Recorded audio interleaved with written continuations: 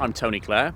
I've been a volunteer down at New Brighton Lifeboat Station for 31 years, which means my hobby is getting up in the middle of the night and coming down and going on the lifeboat. The RNLI is crewed virtually entirely by volunteers.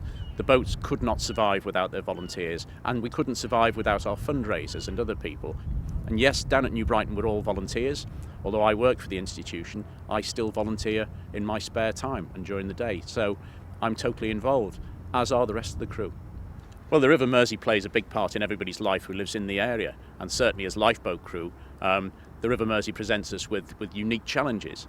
It's a very busy port, in spite of the fact we don't get that many liners here. There's a lot of traffic coming in and out. There's a massive increase in the leisure boat usage. But the Mersey presents problems, particularly in the currents here. They have a very, very strong current when the tide's ebbing and flowing. People get carried away in it, boats get carried away in it. And the weather can deteriorate rapidly. And we get a very strong westerly wind, which means that people get caught out in positions they really shouldn't be in. We then have to go and help them. It is a very, very dangerous place if you don't treat it with respect. But people can always come and ask the lifeboat crew or lifeguards or Coast Guard, get advice from us, and hopefully their time on the Mersey will be safe and happy. And the sort of rescues are very much the leisure industry type of rescues. We have a lot of boats breaking down on the river because people go out ill-prepared. We're prepared for anything, and even though sometimes afterwards you think, that was a bit silly doing that, we'll do it again. Now, obviously the first huge honour was to be put in command of HMS Liverpool, and that is, it's great to be in command of any warship, but then to get the ship that bears the name of the city you were born in is just a dream come true, really. And then and as we were steaming in this morning down the Mersey, we saw the liver beds, and I think that was probably the first time that I thought, this is truly a special event for me. We traditionally steam past the Camel Heads where the ship was built, and we sound a prolonged blast to say hello to the guys there, and then via the pier head and liver buildings into Langton Lock, and that's what we did, and it was it was fantastic. I was just talking to the pilot on the way in today. We were discussing why did I join the Navy, and my family on both sides, mum and dad's, were all merchant marine, no Royal Navy types. So I sort of crossed the line and went to the Royal Navy. But absolutely, I'm from a maritime background, and I do feel that the sea is certainly hugely important to me. I live by the sea now.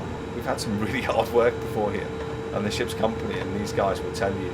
So Liverpool for us is it's an operational standoff, but it's a key one for us to reinstate the affiliation, a great affiliation we have with our home city.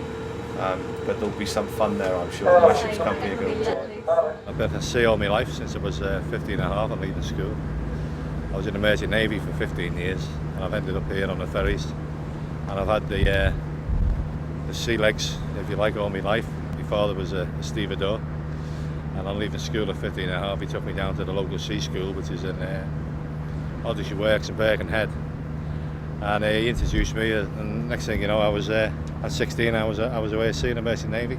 I was in the Far East at 16, and I've ended up working for Mersey Ferries, which is a dream come true for me. I love the fresh air in the winter, the summer, whatever time of year it is. It's fantastic to be on the river.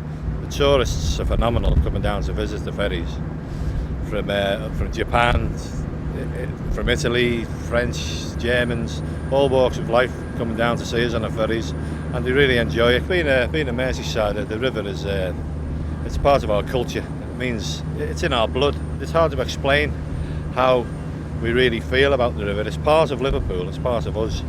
We haven't been on the ferry for about 20 or 30 years, so it was a really wonderful experience. It was absolutely amazing, and the architects, it's beautiful. Really emotional, and my eyes were watering a little bit telling Pat about the Mersey. I thought that was with the women. Yes. It wasn't, not really. And I think we think we're hard scousers, but we're not really. Get very emotional, especially when we see the river. I really am amazed. I'd love to come with you, actually. We had our very, very first race in this boat in Scotland, where we were both ring rusty and the boat hadn't been prepared because we had all sorts of structural problems with it when it was new. So to come away from the very first race with a second, we were over the moon. Then we went to the Isle of Man where we won both races on the Saturday and the Sunday. We went to Plymouth, we won the first one, and then we had a second in the second race. So we've had 3 wins and 2 seconds, and we can't really ask for any more. We're just going to repeat it today. How fast were we going then? Probably about 40 miles an hour. God, is that all? Yeah. Without a windscreen, Yeah. isn't it? You look down the side of this boat, it's brand new. They say it's not a contact sport, but it is. There's cracks down the side. We had, in the Isle of Man, you've seen the cowling we have on. We had one boat sat on there, with the bow sat there, another boat sat on the bow on there, doing 60 mile an hour down the straight.